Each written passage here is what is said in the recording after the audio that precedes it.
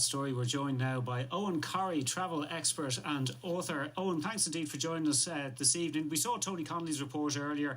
The system is up and running in the rest of the EU. Seems to be working okay. If somebody is fully vaccinated, what can they expect to get and what will they be able to do with it? Well, this much we know about it, Dave, that people have been arriving since last Friday in Ireland with their digital COVID certificate and getting through. Ireland is obliged to receive them. The issuance from Ireland is a more complicated business, but it's quite clear that everyone who's been through the full course of vaccination will be able to travel without restriction. They will get emails from Monday if they're registered in the big vaccination centres. If you're being vaccinated by your GP, it'll be a little bit slower because the processing of that data is a little bit slower. But by July the 19th, officials are saying that everything will be running. Some of the politicians saying there may be blips, but every other country has brought it in without too much trouble. Okay, so I get my cert. There's a QR code, I believe. And what information is going to be on my phone after that? When you get your link in your email, that's only the start of the process. You click that, it downloads to your phone, sits on your phone. A QR code will tell the information, your identity, which is really important because it must match the identity on the boarding card and the passport.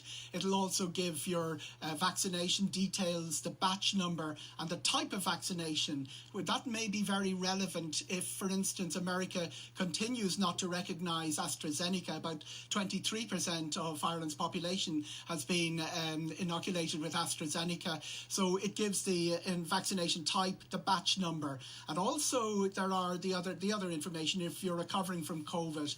There's a lot of people in the middle between the ages of 7 if you're inbound into Ireland, and a lot of countries are accepting children under 12 without a vaccination or a test. But that bit in the middle, Dave, is where all the questions arrive. Tests will still be required. Outbound, most countries accept antigen tests. Returning, we may still require a PCR test. That information can also be stored on your QR code and your digital COVID certificate. Okay, so I've been double vaccinated. I can go to all these countries in the EU, a relatively smooth passage, but it becomes a lot more complicated if you're planning a family holiday, you're bringing kids.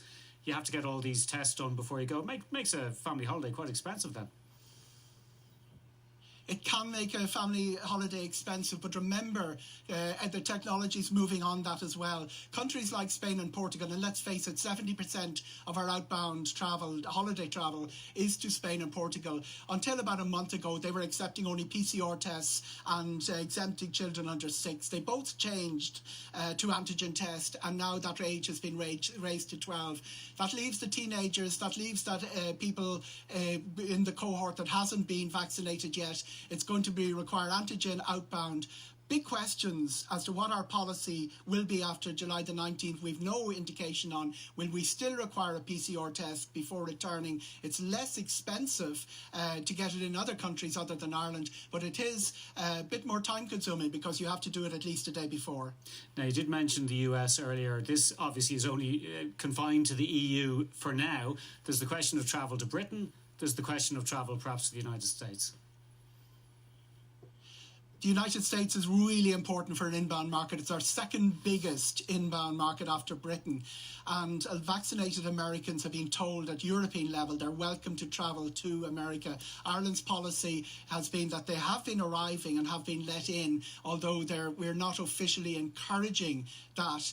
But if there is a travel bubble, which is the phrase that's been used, established between Ireland and the US that allows Irish people to travel to the US and Americans to travel back, it's likely that it will be confined to those who've been fully vaccinated. Remember, the US, when it opens to Ireland, will accept antigen tests as well.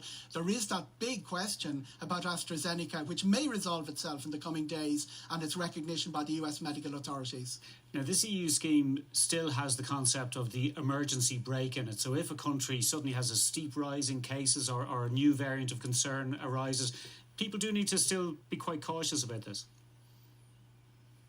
The main thing this is trying to achieve, Dave, is to avoid the situation last summer where everybody signed up to some common travel policy and then went 27 different directions the minute things started going wrong.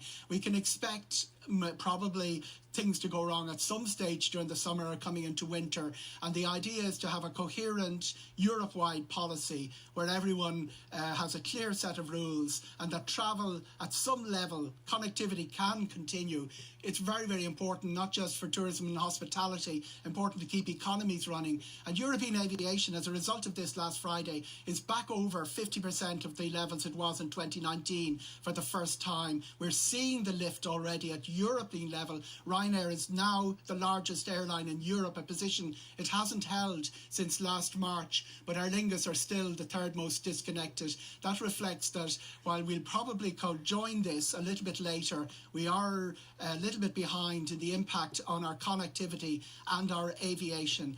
Everybody hoping that a coherent Europe-wide policy with those emergency brakes that you're talking about applied at European level instead of 27 different policies will help see the whole business of connectivity, travelling, reconnecting families, which is probably the most important immediate effect of this, all of this getting back not to normal but to some semblance of normality. Okay, Eoghan Corry, thanks very much indeed for that.